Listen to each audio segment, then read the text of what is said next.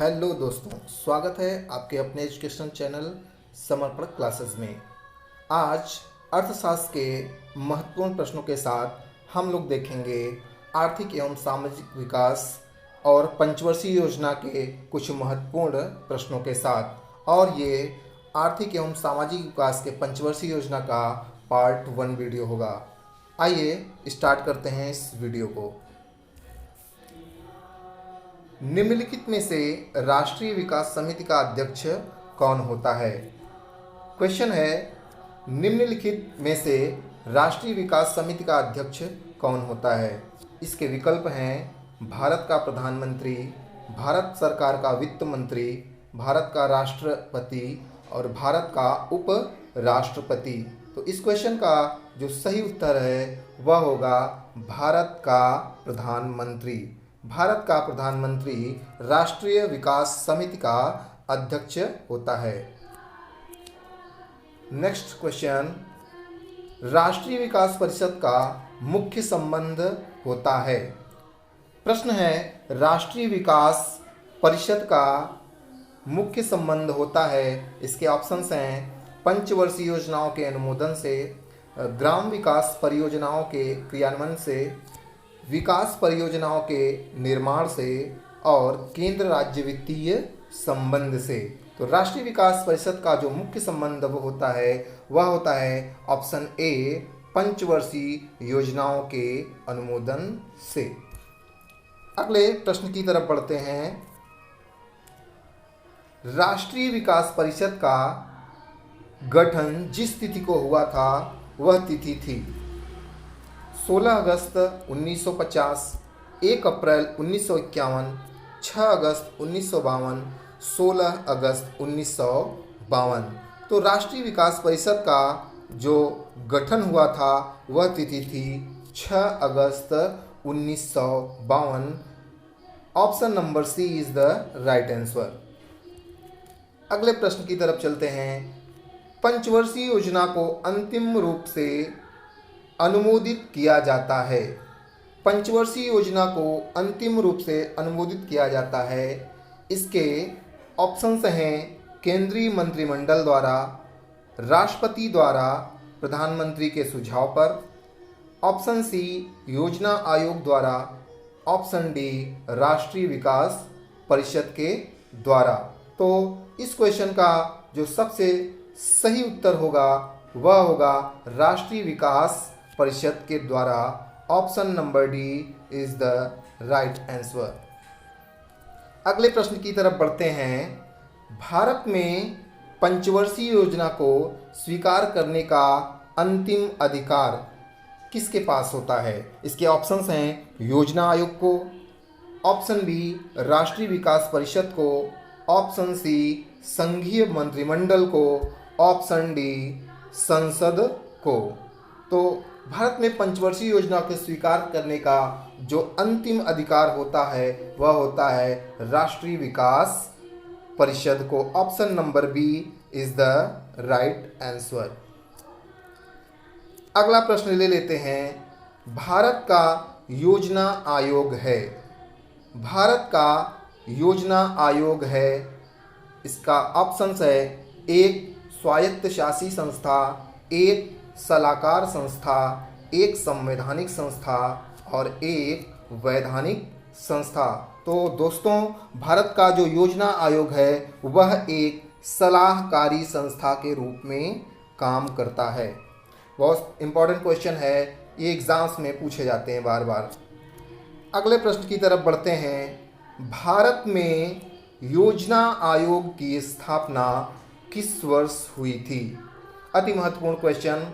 भारत में योजना आयोग की स्थापना किस वर्ष में हुई थी? इसके ऑप्शंस हैं 1950 ईस्वी में, 1947 ईस्वी में, 1948 ईस्वी में, 1951 ईस्वी में। तो बहुत ही आसान सा सवाल है कि भारत में योजना आयोग की स्थापना कब हुआ? तो इसका सही उत्तर है 1950 ईस्वी में।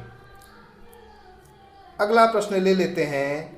भारत में योजना आयोग का सृजन किया गया है। भारत में योजना आयोग का सृजन किया गया है। इसके ऑप्शंस हैं संविधान के अंतर्गत, संसद के एक अधिनियम के अंतर्गत, मंत्रिमंडल के एक प्रस्ताव द्वारा और लोकसभा के एक प्रस्ताव द्वारा। तो भारत में योजना आयोग का सृजन मंत्रिमंडल के एक प्रस्ताव के द्वारा किया गया था। इसका ऑप्शन नंबर सी एकदम सही उत्तर है। आइए अगला प्रश्न लेते हैं। निम्नलिखित में से किसे अशोक चंद्रा द्वारा भारत में आर्थिक मंत्री परिषद कहा गया? बहुत ही इंपॉर्टेंट क्वेश्चन।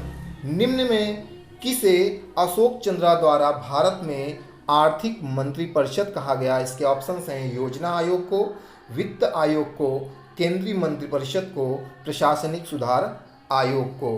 तो योजना आयोग के बारे में अशोक चंद्रा ने कमेंट किया था कि इसे भारत का आर्थिक मंत्रिपरिषद कहा जा सकता है। अगला प्रश्न देखते हैं।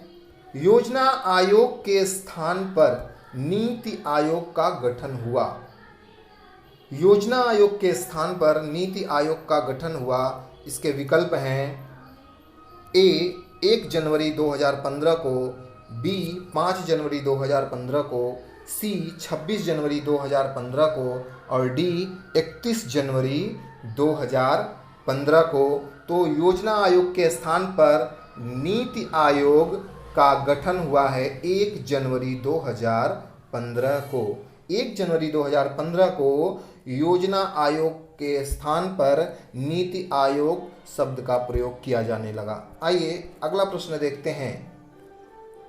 इनमें से कौन नीति आयोग का सीईओ है? इनमें से कौन नीति आयोग का सीईओ कौन है? इसके ऑप्शंस हैं अमिताभ कांत, एस मुंद्रा, साइरस मिस्त्री और सौम्य क्रांति घोष। इसका जो सही उत्तर है वह होगा अमिताभ कांत। तो नीति आयोग के जो सीईओ हैं उनका नाम है अमिताभ कांत। अगला प्रश्न, योजना आयोग का पदेन अध्यक्ष कौन होता है? योजना आयोग का पदेन अध्यक्ष कौन होता है? बहुत ही सरल और आसान सा सवाल है। इसके ऑप्शंस हैं भारत का राष्ट्रपति, भारत का प्रधानमंत्री, भारत का वित्त मंत्री और भारत का वित्त सचिव। तो सभी को पता है कि योजना आयोग का जो पदेन अध्यक्ष होता है वह होता है भारत का प्रधानमंत्री। Option B is the right answer. अगला प्रश्न, 12वीं पंचवर्षीय योजना की अवधि है। 12वीं पंचवर्षीय योजना की अवधि है, इसके ऑप्शंस हैं 2007 से 2012 तक, 2012 से 2017 तक, 2010 से 2015 तक और 2006 से 2011 तक। तो दोस्तों 12वीं पंचवर्षीय योजना जो चली थी वह चली थी 2012 से लेके 2017 तक। ऑप्शन बी एकदम सही उत्तर है। अगला प्रश्न, इंडिया विजन 2020 किसके द्वारा तैयार किया गया है? प्रश्न है इंडिया विजन 2020 किसके द्वारा तैयार किया गया है? इसके ऑप्शंस हैं एसपी गुप्ता समिति, पंत समिति, मल्होत्रा समिति और नरसिम्हा समिति। तो इंडिया विजन 2020 यह ऑप्शन नंबर 1 एसपी गुप्ता समिति के द्वारा तैयार किया गया है। अगला प्रश्न, भारत में निम्नलिखित 5 वर्षीय योजनाओं में किसका मुख्य ध्येय संपोषणीय वृद्धि था? प्रश्न है भारत में निम्नलिखित पंचवर्षीय योजनाओं में किसका मुख्य ध्येय संपोषणीय वृद्धि था? इसके ऑप्शंस हैं 9वीं, 10वीं, 11वीं और 12वीं।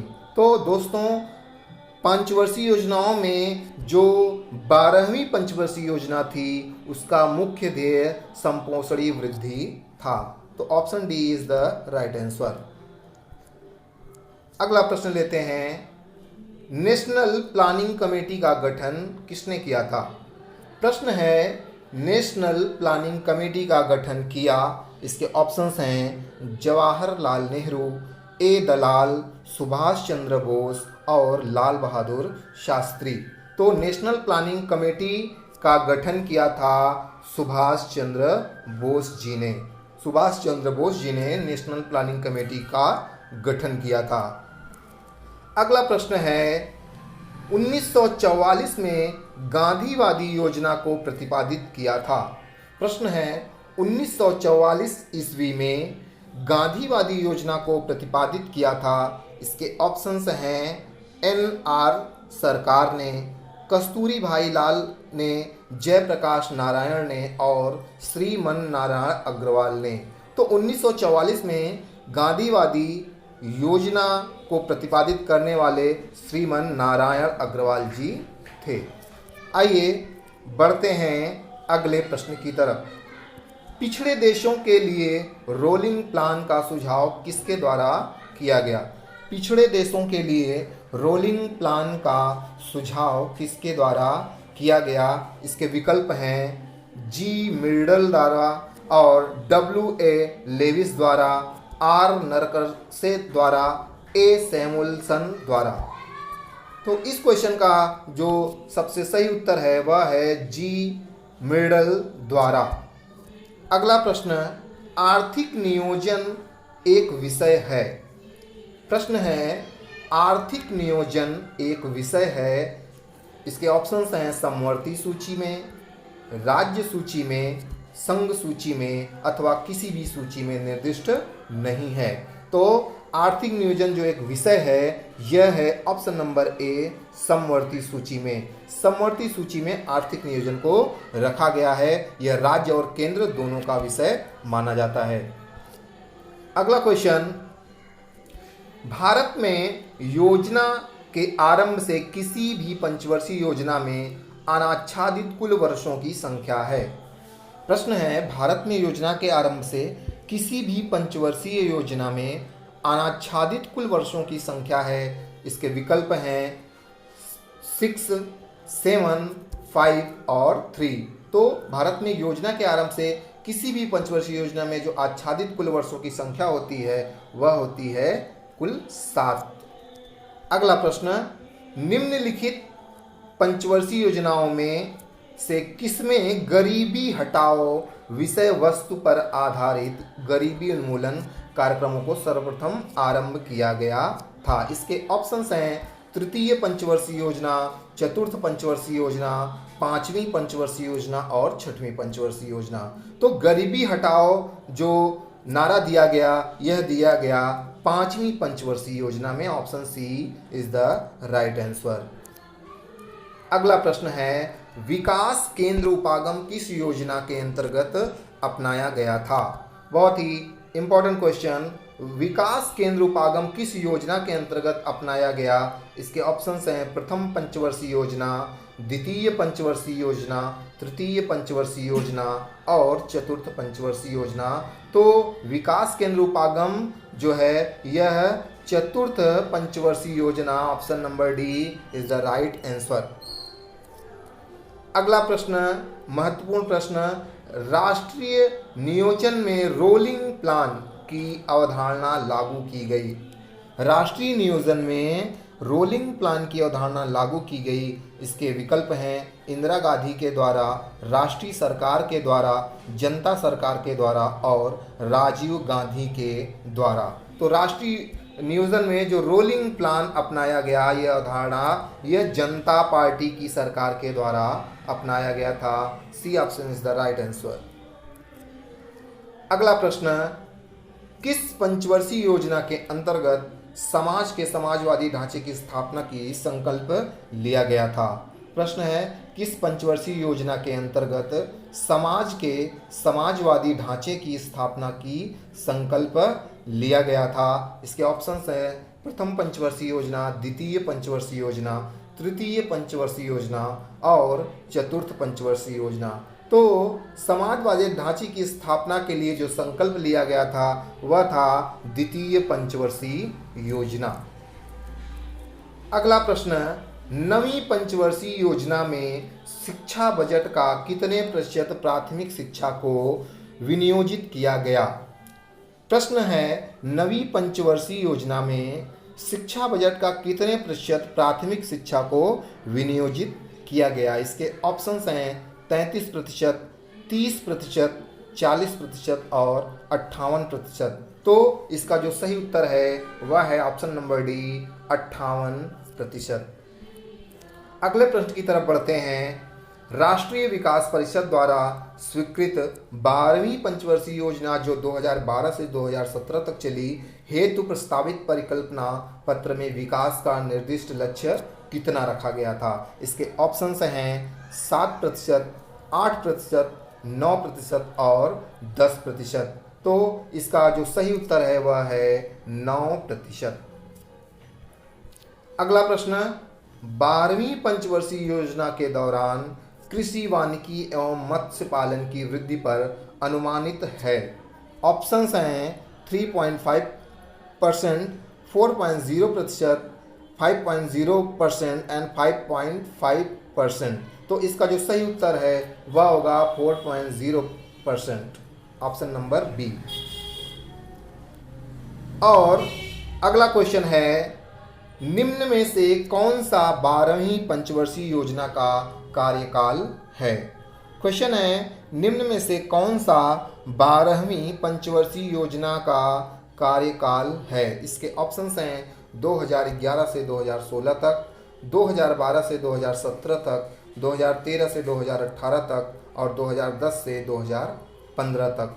तो बहुत ही इम्पोर्टेंट क्वेश्चन है कि 12वीं पंचवर्षीय योजना का कार्यकाल कितना है? तो इसका ऑप्शन है जो बी, यह सही उत्तर है 2012 से 2017 तक। तो दोस्तों, इसको याद रखने का एक अच्छा तरीका भी है। यदि आपसे 12वीं पंचवर्षीय योजना पूछे तो 2012 से स्टार्ट कर सकते हैं। 12वीं पंचवर्षीय योजना 2012 से शुरू होती है, 5 साल के लिए 2017 तक चलती है। तो कैसा लगा आपको ये वीडियो? और इस वीडियो में हम लोगों ने कवर किया कुल अर्थशास्त्र के महत्वपूर्ण प्रश्नों को। मिलते हैं अगले वीडियो में, तब तक के लिए धन्यवाद।